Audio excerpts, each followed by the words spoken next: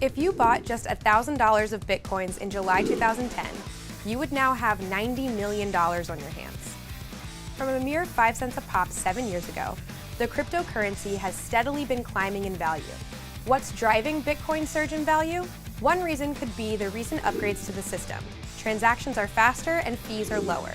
Another reason might simply be that more people know about it and are comfortable with the idea of a cryptocurrency, including investors. As more mainstream traders and investors get on board, the currency is seen as increasingly robust. For the uninitiated, Bitcoin is a virtual currency created by a mysterious individual who goes by the name Satoshi Nakamoto, though that is most certainly not his actual name. Nakamoto introduced his idea for the cryptocurrency in a research paper in 2008, and it was implemented in 2009 as open source code. His reason for creating Bitcoin came down to the flaws he saw in the current system: banks debasing currency, a lack of privacy and security, banks' predatory lending practices, and the difficulties and expenses with transferring money. With e-currency based on cryptographic proof, without the need to trust a third-party middleman, money can be secure and transactions effortless. Bitcoin is not actually a coin, but a line of unique code. And like the dollar bill today, Bitcoin has value because people give it value.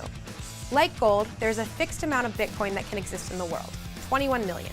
Bitcoin runs on blockchain, a digital ledger that keeps track of every single transaction made in the Bitcoin network, making it especially secure because everything is public and everything is tracked. It's the world's first open financial network.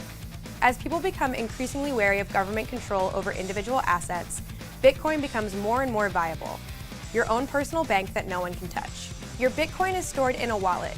This wallet can be a digital wallet or even a physical one. Wherever you think your unique key, a long string of numbers that is yours and yours alone, will be safest. If you're looking to invest in Bitcoin, you can do so in 3 different ways. Number 1, you can mine your own, which is very difficult. As competition for mining Bitcoins has increased, only those with powerful computers and cash to shell out for energy costs can keep up with processing the increasingly difficult calculations. Number 2, buy some from an online exchange. Or number 3, you can buy shares in a fund that invests in Bitcoin.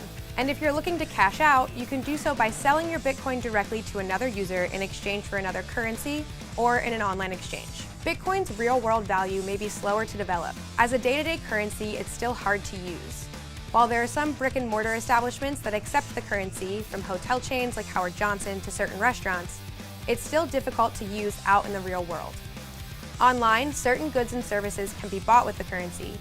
As more companies and retailers begin to recognize Bitcoin's growth, adoption will follow. For now, the currency's value lies in what it's worth, with Bitcoin holders closely watching its value climb, wondering when, if ever, to cash out. For Uproxx, I'm Frankie Greek.